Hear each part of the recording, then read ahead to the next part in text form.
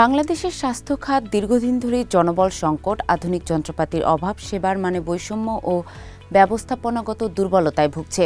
মানুষের মৌলিক প্রয়োজন মেটানোর এই খাত বহুদিন ধরে অবহেলিত। খাতটিতে বাজেট বরাদ্দের ঘাটতি রয়েছে। এমন পরিস্থিতিতে ত্রয়োদশ জাতীয় সংসদ নির্বাচন সামনে রেখে রাজনৈতিক দলগুলো স্বাস্থ্য খাত নিয়ে বিভিন্ন প্রতিশ্রুতি দিচ্ছে, বরাদ্দ বৃদ্ধির কথা বলছে। জনস্বাস্থ্য বিশেষজ্ঞদের মতে শুধু মেডিকেল কলেজ, বিশেষায়িত বা সাধারণ হাসপাতাল নির্মাণ করলে স্বাস্থ্যসেবার মানোন্নয়ন হবে না। এসব প্রতিষ্ঠানে প্রয়োজনীয় সংখ্যক ও অভিজ্ঞ শিক্ষক, বিশেষজ্ঞ চিকিৎসক, নার্স ও আধুনিক ব্যবস্থাপনা না থাকলে রোগীদের যথাযথভাবে সেবা দেওয়া সম্ভব নয়।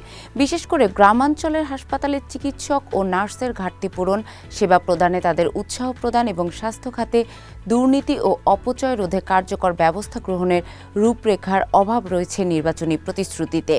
তাদের মতে স্বাস্থ্য খাতের মূল চ্যালেঞ্জ অবকাঠামোর অভাব নয়, বরং দক্ষ জনবল, জবাবদিহিমূলক ব্যবস্থাপনা ও মানসম্মত সেবা নিশ্চিত করা।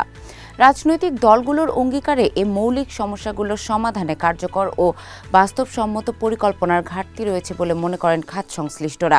বিভিন্ন দলের প্রতিশ্রুতি পর্যালোচনায় দেখা যায়, নতুন হাসপাতাল ও মেডিকেল কলেজ স্থাপনের প্রতিশ্রুতি প্রায় সবাই দিয়েছেন। বাংলাদেশ জামায়াতে ইসলামীর আমির ডাক্তার শফিকুর রহমান এক জনসভায় বলেন, উন্নত চিকিৎসার জন্য উত্তরবঙ্গের মানুষকে ঢাকামুখী হতে হয়, যা সবার পক্ষে সম্ভব নয়। জামাত সরকার গঠনের সুযোগ পেলে দেশের কোনো জেলায় মেডিকেল কলেজবিহীন থাকবে না। ঠাকুরগাঁওয়েও একটি মেডিকেল কলেজ স্থাপন করা হবে। জামাত ইসলামের পলিসি সামিট 2026-এ বলা হয়েছে 64 জেলায় 64টি বিশেষায়িত হাসপাতাল করা হবে। 60 বছরের ঊর্ধ্বে বয়স্ক এবং 5 বছরের নিচে শিশুদের বিনামূল্যে স্বাস্থ্যসেবা দেওয়া হবে। ফার্স্ট 1000 ডেজ প্রোগ্রামের আওতায় গর্ভধারণ থেকে শুরু করে শিশুর বয়স 2 বছর বয়স পর্যন্ত মা ও শিশুর প্রাথমিক স্বাস্থ্য ও পুষ্টি নিরাপত্তাকে সামাজিক নিরাপত্তার আওতায় নিয়ে আসা হবে। এ বিষয়ে জামায়াতে ইসলামীর সহকারী সেক্রেটারি জেনারেল এহসানুল মাহবুব জুবায়ের বলেন, আমরা স্বাস্থ্যসেবাকে বিকেন্দ্রীকরণ করব। চিকিৎসার জন্য যেন কাউকে ঢাকায় আসতে না হয়, সেজন্য আমরা বিভাগীয় শহরগুলোর হাসপাতালকে বিশেষায়িত হাসপাতালে রূপান্তর করব। হাসপাতালগুলো এমনভাবে তৈরি করব যেন রোগীকে চিকিৎসার জন্য বিদেশে যেতে না হয়। গত সপ্তাহে বিএনপি চেয়ারপারসন তারেক রহমান এক জনসভায় বলেন, সাধারণ মানুষ, বিশেষ করে নারী ও শিশুরা যাতে সামান্য অসুস্থতায় হাসপাতালের বারান্দায় ভিড় না করে নিজ বাড়িতে প্রাথমিক চিকিৎসা পেতে পারেন, সেজন্য বিএনপি ক্ষমতায় গেলে সারা দেশে গ্রামে গ্রামে হেলথ কেয়ারার নিয়োগ দেওয়া হবে। পল্লী চিকিৎসক মডেলের কথা স্মরণ করিয়ে দিয়ে বিএনপি চেয়ারম্যান বলেন, এই হেলথ কেয়ারারদের আধুনিক প্রশিক্ষণ দেওয়া হবে। তারা নিয়মিত প্রতিটি বাড়িতে গিয়ে মা ও শিশুদের স্বাস্থ্য পরীক্ষা করবেন। ছোটখাটো রোগের জন্য তাদের আর কষ্ট করে দূরবর্তী স্বাস্থ্য কমপ্লেক্সে যেতে হবে না, বরং ঘরে বসেই তারা বিনামূল্যে পরামর্শ ও ওষুধ পাবেন।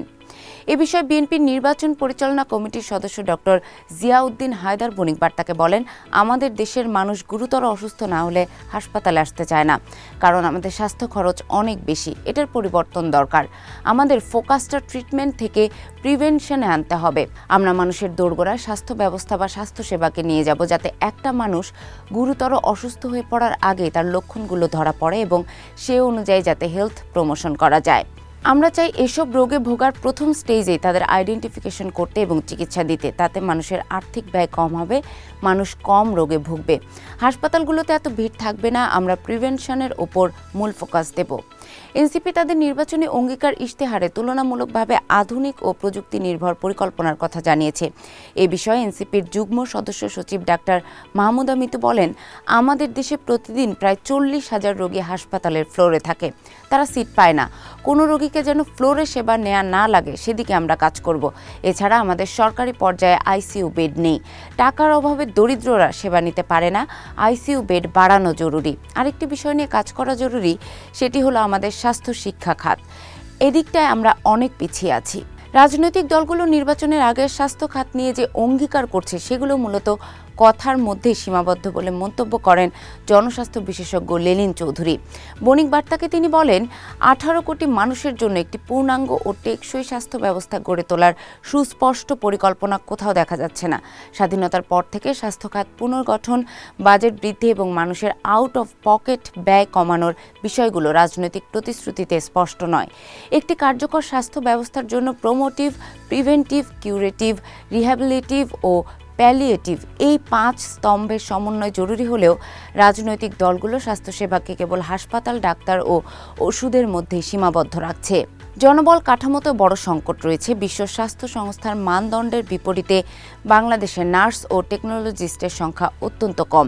এছাড়া কমিউনিটি ক্লিনিক কার্যকর করা, শহরের মানুষের প্রাথমিক স্বাস্থ্যসেবা নিশ্চিত করা এবং স্বাস্থ্য মন্ত্রণালয়কে একটি দক্ষ ও প্রযুক্তি নির্ভর কাঠামোতে রূপান্তরের বিষয়ে কোনো স্পষ্ট পরিকল্পনা নেই।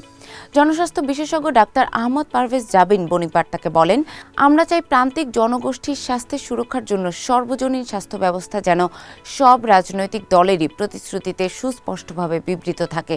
বিএনপি স্বাস্থ্য খাতে জিডিপির ৫% বরাদ্দের কথা বলেছে, তবে তারা যেটা বোঝাতে চেয়েছে বরাদ্দ প্রতি বছর একটু একটু করে বাড়ানো হবে।